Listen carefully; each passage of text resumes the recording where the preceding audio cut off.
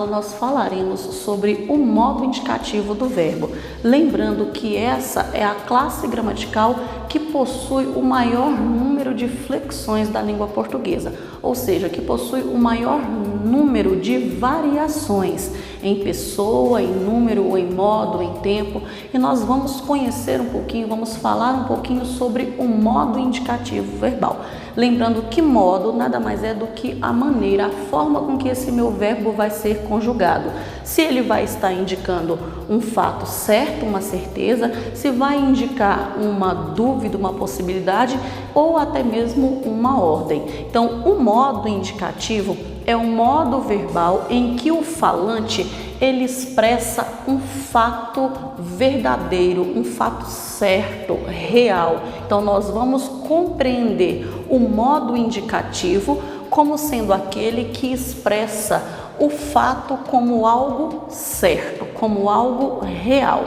E ao todo, nós temos 3 modos verbais naturais, ou também chamado de modos verbais comuns dentro desse modo indicativo, que são presente, pretérito e futuro. Presente, algo que acontece agora, que acontece no momento da fala. Pretérito, aquilo que já aconteceu, aquilo que já ocorreu anteriormente ao momento da fala. E futuro, aquilo que ainda acontecerá, né? Aquilo que está por vir após o momento da fala. Então, os tempos naturais ou os tempos normais, presente, pretérito e futuro. Só que os tempos pretérito e futuro, eles se subdividem. Nós vamos encontrar 3 diferentes tipos de pretéritos, que são pretérito perfeito, imperfeito e mais que perfeito. E acontece também uma subdivisão com o futuro, que se subdivide em futuro do presente e futuro do pretérito. Vamos conhecer um pouquinho, vamos falar um pouquinho sobre cada um desses tempos verbais, né? Vamos focar no presente e no pretérito. Vamos conhecer melhor sobre esses 2 tempos verbais. Conforme nós já colocamos, o presente é aquele que indica um fato, que indica uma atividade que está sendo realizado agora, no momento da fala. Então, esse momento da fala indica uma circunstância momentânea, algo que ainda está acontecendo. O momento da fala nós vamos entender como sendo o presente. Então, olha aqui, o presente ocorre no momento da fala. É uma atividade, é uma ação ou até mesmo um verbo de ligação que está acontecendo, algo que está acontecendo agora. Então, quando nós colocamos você está alegre, o verbo está não indica uma ação, é um verbo de estado, também conhecido por verbo de ligação. E quando nós analisamos esse verbo no contexto que ele foi inserido, na frase que ele foi inserido, nós percebemos que ele indica algo que está acontecendo agora, algo que ocorre no momento da fala. Então, a minha forma verbal está no presente. Do mesmo modo, acontece no segundo exemplo, quando nós colocamos Ana estuda todos os dias. A forma verbal, o estuda, indica uma ação que ocorre agora. Se é agora, nós estamos falando de presente. Então, presente nada mais é do que o momento instantâneo, o momento da fala. Vamos falar um pouquinho sobre o pretérito. Nós já colocamos que o pretérito, ele relaciona um fato, né? O falante relaciona um fato, menciona um fato que ocorreu antes do momento da fala. Nós já acabamos de colocar que o momento da fala é agora, é o presente. Então, se é algo que ocorreu antes do momento da fala, que veio antes do momento da fala, nós vamos dizer que esse verbo está no pretérito. Se nós colocássemos, por exemplo, você estava alegre, Ana estudou para a prova ou Ana estudava para a prova. Nos 3 exemplos, nós vamos perceber que a forma verbal indica circunstâncias, né, que já ocorreram, que já aconteceram. Então, aqui eu tenho exemplos de verbos que foram conjugados no tempo pretérito. Só que nós já vimos que o tempo pretérito, né, ele vai se subdividir, vai criar ali uma espécie de uma subdivisão. Nós vamos ter 3 diferentes tipos de pretérito, que são o pretérito perfeito, pretérito imperfeito e mais que perfeito. Qual a diferença entre esses 3 tipos de pretérito, já que os 3 indicam, né, ações, circunstâncias que já ocorreram? Vamos observar, prestando aqui bastante atenção. O pretérito perfeito, como o próprio nome já sugere, algo perfeito, algo que não tem dúvida, né? Que não há ali nenhuma situação, nenhuma circunstância duvidosa em relação à ação praticada, em relação ao fato praticado. Então, o pretérito perfeito, ele indica uma ação, indica um fato ocorrido no passado e terminado também no passado. O que isso quer dizer? Eu vou falar de uma ação que foi iniciada e concluída no pretérito, iniciada e concluída no passado. Quando nós colocamos, ele venceu o campeonato.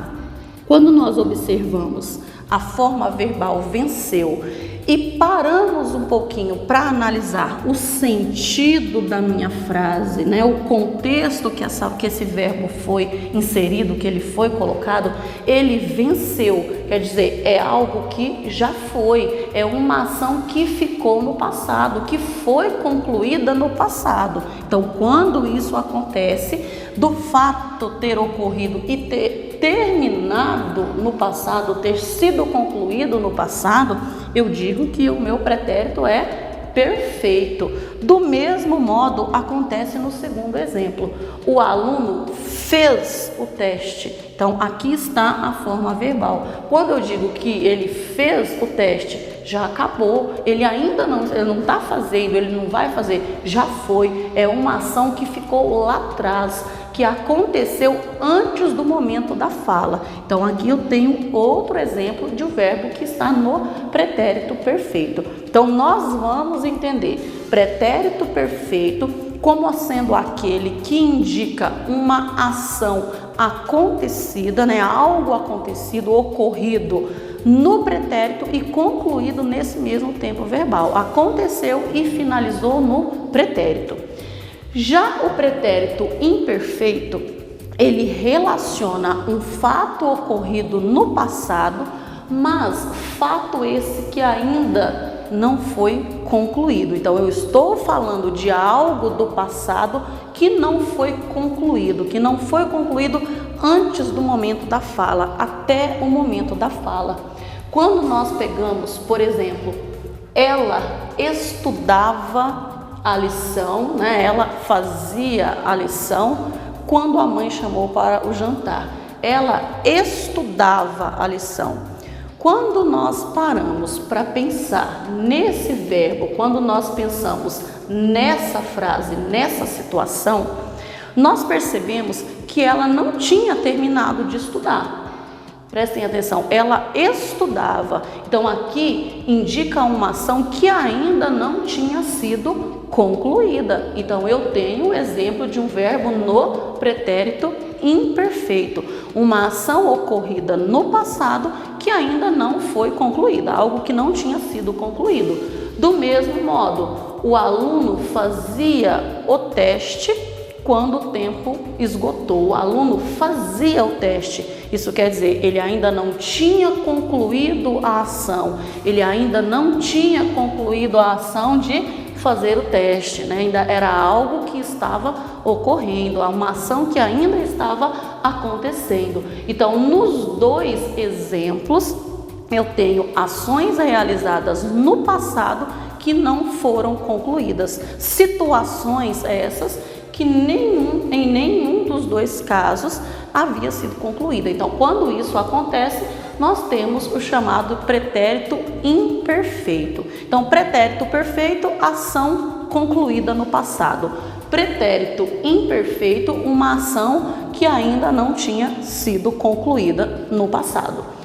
Pretérito mais que perfeito expressa um fato ocorrido no passado, antes de outro fato também no passado. O que isso quer dizer? Vamos observar o exemplo. Eu já reservara a passagem quando ele desistiu da viagem. Aqui eu tenho um período composto formado por duas orações diferentes.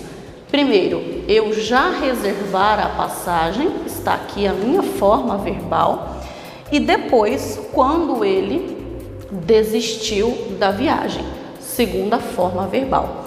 Quando nós observamos atentamente ao período, nós vamos compreender, nós vamos perceber que eu tenho duas formas verbais, eu tenho dois verbos diferentes que exprimem essa ideia de passado.